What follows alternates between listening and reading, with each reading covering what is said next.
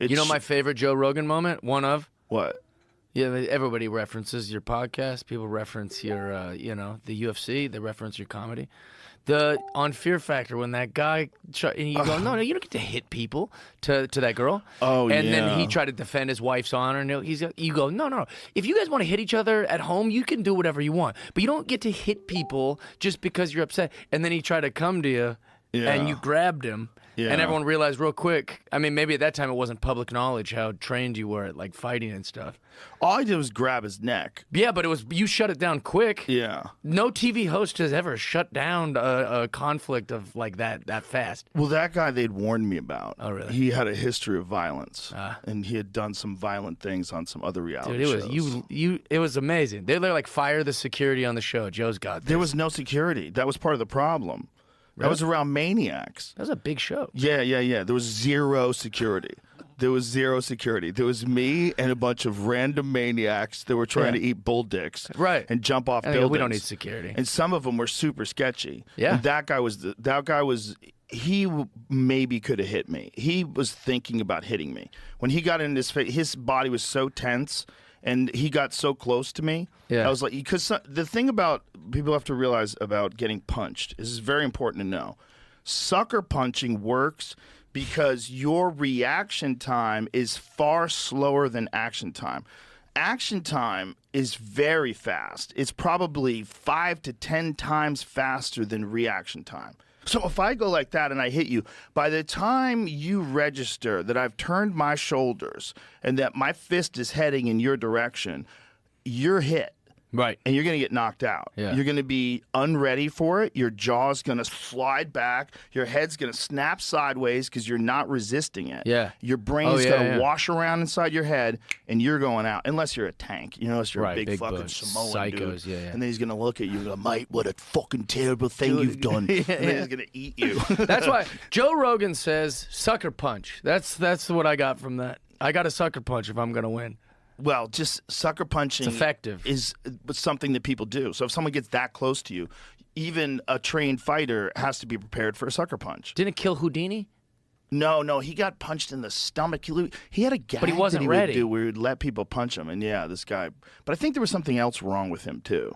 I also think he was doing a lot of weird shit. Houdini. I know I'm jumping around a lot, but appendicitis. He had appendicitis. Oh yeah. So that was probably it. Isn't that kind of funny that, we just get up there and do jokes, but like a magician will do like a trick and then be like, also someone come punch me. That's not a magic trick. That sounds like something a frat guy would, like a big Samoan guy would say, if someone punch me. But there's like no magic to it that will really work. Like if someone says, kick me, there is no magic that's going to save you. So silly. There's no magic. You can't tighten up your abs and let me kick you. This is my magic trick. You're going to get really injured. You think you punch good? I'm a magician. So stupid. Abracadabra! Yeah. Francis Ngannou liver punching you. Well, like David Blaine will do that. He'll do 7 things that you're like, this guy's a witch or a warlock or something. Yeah. But then he'll be like, and now I'm going to live in a box above New York City for a month. And you're like, don't do that. That's not magic. He made me stab him with an ice pick. Yeah. In his arm? I stabbed his arm with an ice pick. I went through his arm to the other side with an ice pick. Yeah, I saw that. He did that to Ricky Gervais or something, and Ricky Gervais is just like, why?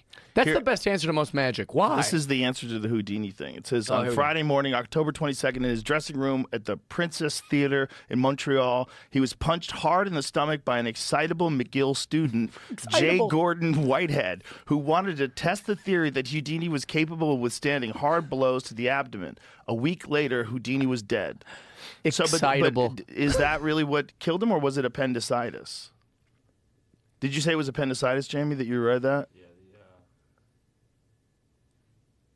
Great headshot. So maybe you can rupture someone's appendix with a punch. Oh, so that's how it happened. Inflammation of the abdominal wall. His appendix was removed, but the poison from the ruptured appendix was already in his bloodstream. Jeez. Maybe, it makes sense. I know guys lose their spleens from really bad accidents. You can, if your body gets damaged, they could remove your spleen. It might be like it fucks your appendix up too. I mean, it makes sense if something's hitting it. These UFC guys, I mean, the blows they take for this kind of stuff. Dude. You get too accustomed to it. It's it's so normal for me to see guys fight. It's weird. It's real weird. Like, I'm super accustomed to it. But it really is shocking. It is. If you just step back and watch like a real high-level fight, and the impact, it's terrifying. Shocking. If it was dogs, it'd be illegal.